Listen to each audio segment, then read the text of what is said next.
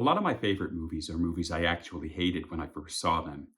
Apparently, somewhere over the course of a few years, or a few decades, even in some cases, I had a change of heart.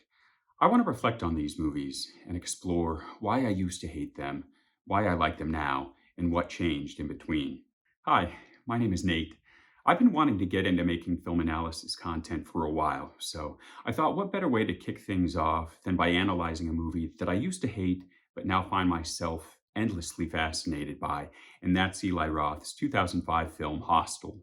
Hostel follows two American backpackers, Paxton and Josh, as they travel Europe to essentially do drugs and get laid. You know the typical horror movie tropes. While staying in Amsterdam, another traveler tells them about a town in Slovakia with beautiful women and virtually no men. Enticed, they forego their next locale for Slovakia, but it's a trap. They fall prey to an organization that allows a wealthy clientele to torture and kill humans. I first saw Hostel in 2006, so why didn't I like it then? Well, Hostel was a big hit of the torture porn subgenre that more or less dominated horror in the mid to late 2000s. And while I'm a big fan of the slasher, a sort of sibling to torture porn, if you will, I was never a big fan of the latter. Now, it's not the blood and guts of torture porn that turn me off. Rather, it's the drawn out nature of the kills. Whereas kills in a slasher are violent and gory, they tend to be swift and startling, but in torture porn, they're lengthy, savory even. So, strike one against Hostel, it was torture porn, and I wasn't the biggest fan. Strike two, when I first saw Hostel in 2006, I was not out. I had told a few close friends that I was gay, but that was about it. Now, why would that affect my enjoyment of Hostel? Well, Eli Roth's Hostel is incredibly homophobic. It feels like characters use gay slurs or expressions like that is so gay in every scene in Hostel. How the hell are we supposed to understand this without subtitles? Fucking gay. Roommates, huh? That's gay. We're gonna go into town, so call us. You're gay.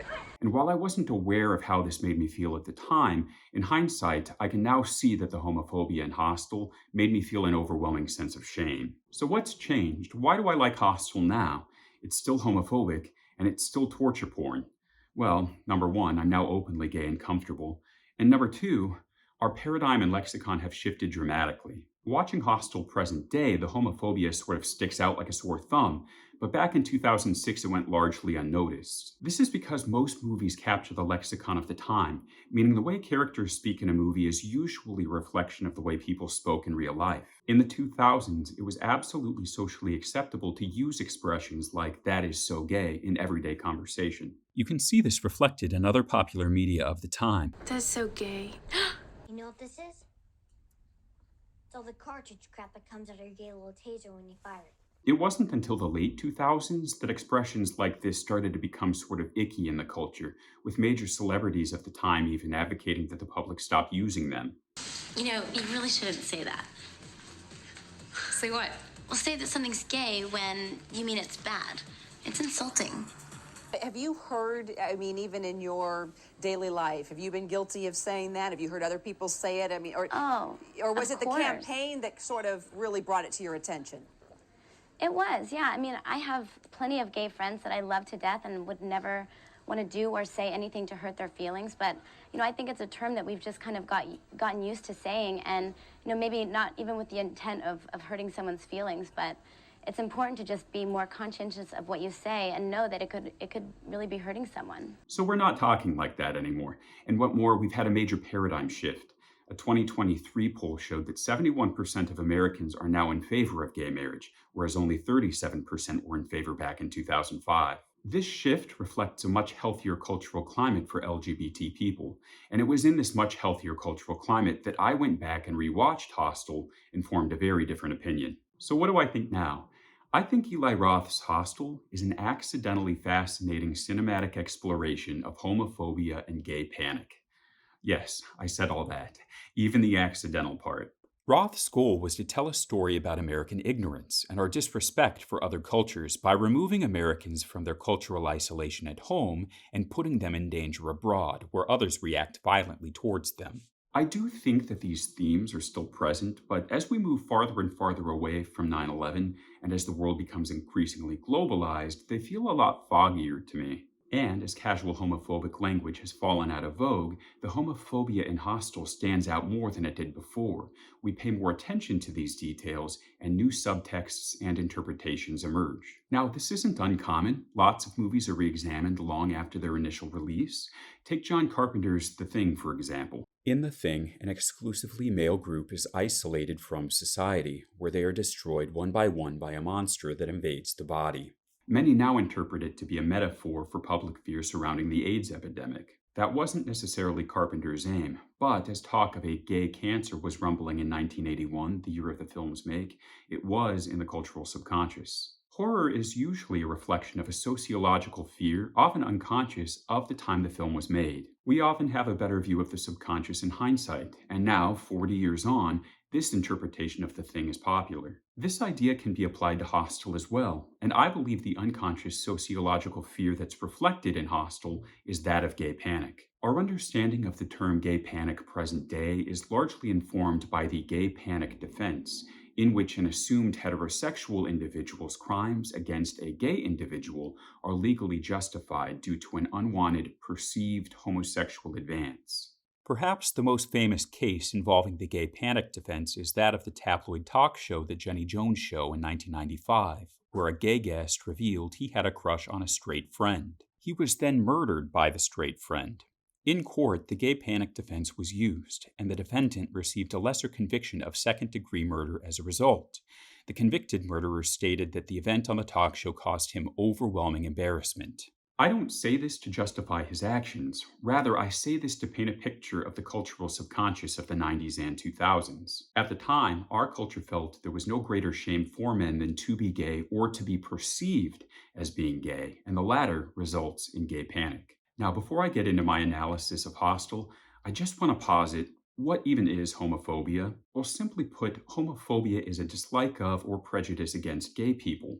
But there's another interpretation, a famous interpretation I want to mention, that argues that homophobia is the straight man's fear that gay men will treat him the way he treats women. Now, keep in mind, this interpretation is clearly discussing homophobia as it appears in men and not in women. This interpretation has a lot of flaws. For example, it implies that homophobia is exclusive to men who treat women badly. It's not. It also implies that men who treat women badly are emotionally mature enough to realize they treat women badly. That's not always the case. And most importantly, this interpretation implies that all homophobes are straight.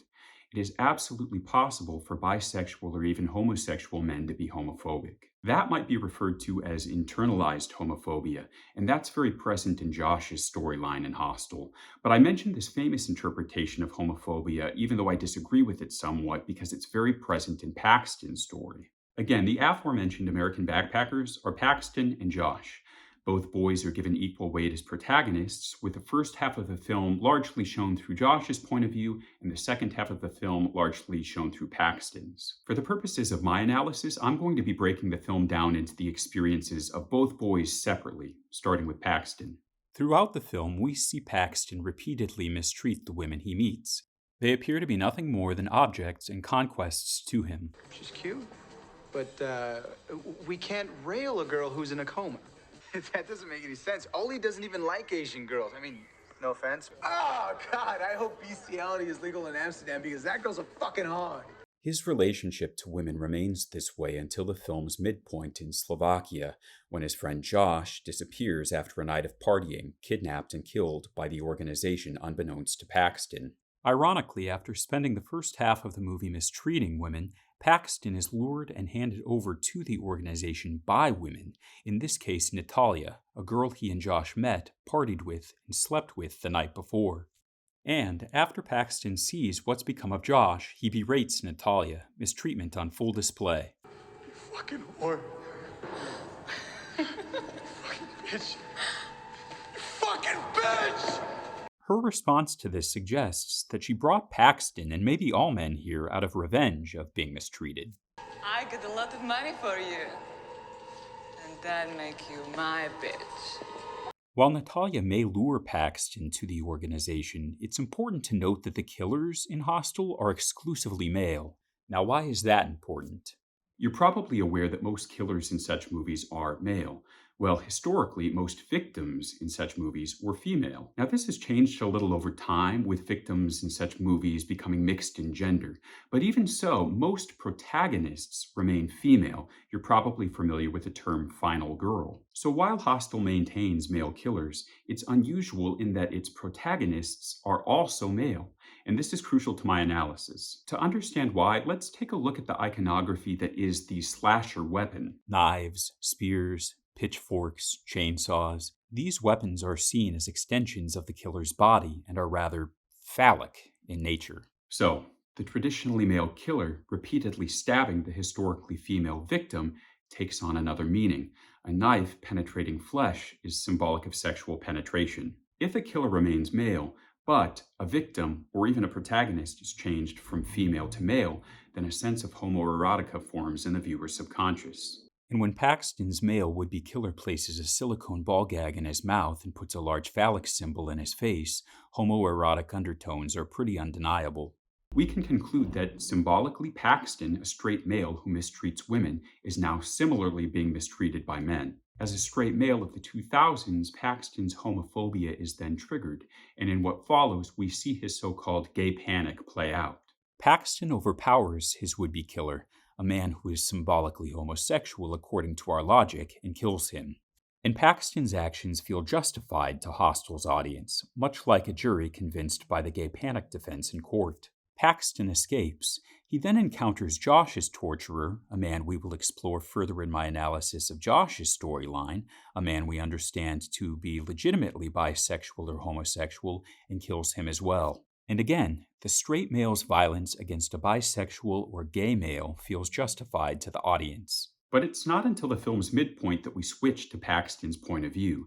Josh's perspective dominates the first half. Josh recently broke up with his American girlfriend back home. Paxton has turned their European vacation into a pilgrimage of sorts to get Josh laid. However, Josh seems to find any excuse not to pursue the women Paxton points out. Yeah, she smokes.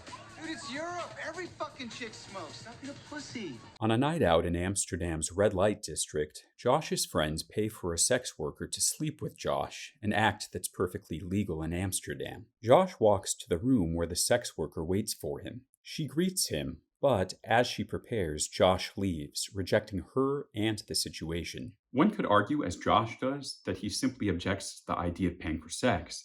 But as Josh's storyline unfolds, we see evidence that suggests he may be questioning his sexual orientation. While Josh does eventually sleep with a woman, it's during a very odd sex scene in which he and the woman are having sex in the same room as Paxton, who is also having sex. Here, Josh seems to take as much interest in Paxton's sexual activity as he does in his own.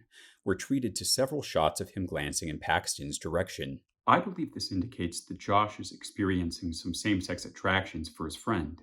And I mean, can you blame him? It's Jay Hernandez. But Josh is more interested in his friend's reaction to him having sex with a woman than the actual woman on top of him. Now, mind you, Josh too wields homophobic slurs throughout the film.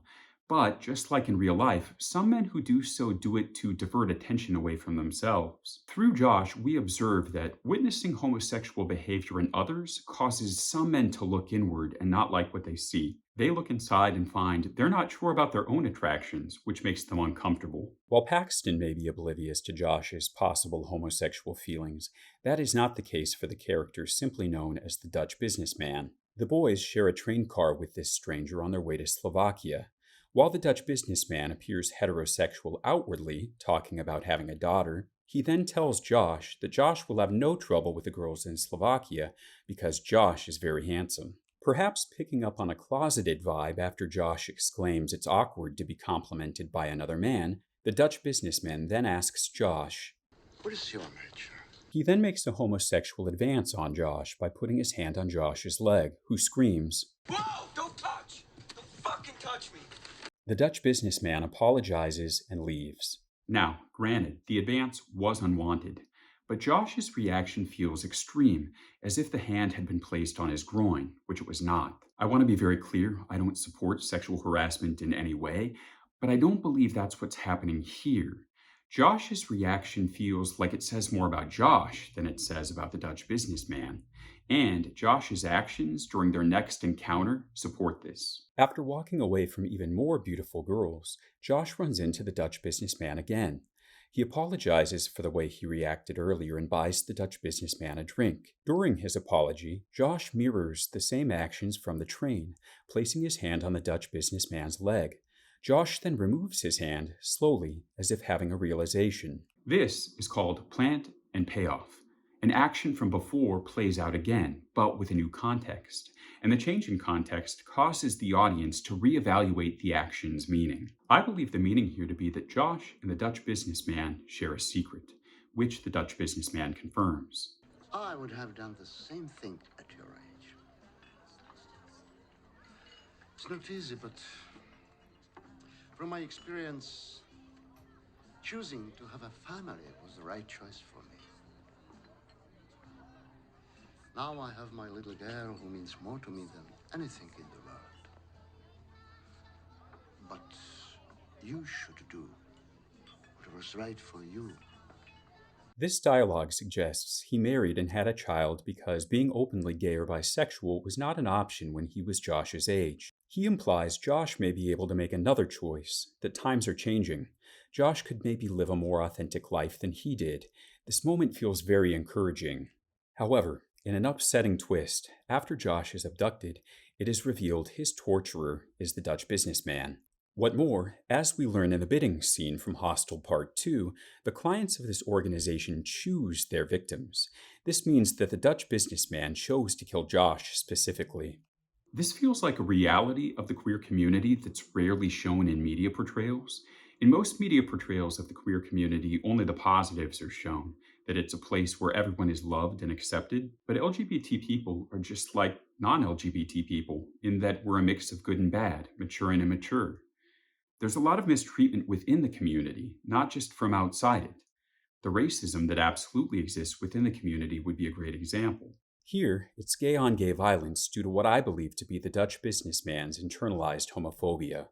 One sign of internalized homophobia is feelings of disdain or judgment towards someone who is in a later stage of coming out than you are.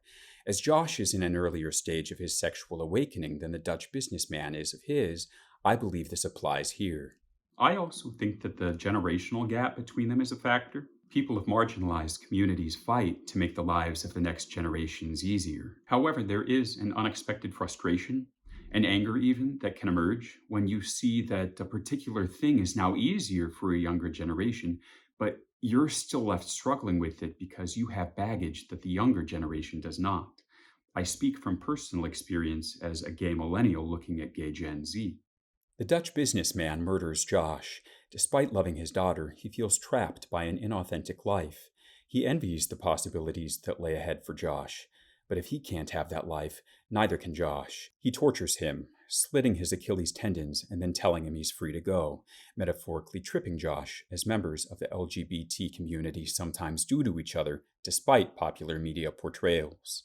And only then, after watching Josh trip and fall and suffer, perhaps metaphorically making Josh feel the weight of his own journey, does the Dutch businessman kill Josh off screen. So there you have it, my journey from hating Eli Roth's Hostel then to loving it today, and interpreting it as an accidentally fascinating cinematic exploration of homophobia and gay panic. And all it took to get me there was a couple decades of personal growth and some major shifts in the cultural and social attitudes of America. No big deal. All joking aside, this is a movie that was not well received by critics, but I think is deserving of a lot more praise. Not even just because of its rich subtext. Hostel has some genuinely great cinematography and some really thought-provoking ironic usage of pop music. Now, I'd like to hear from you. What movie did you hate initially only to come around on later? And can you put into words why? Tell me in the comments. Is anybody watching this?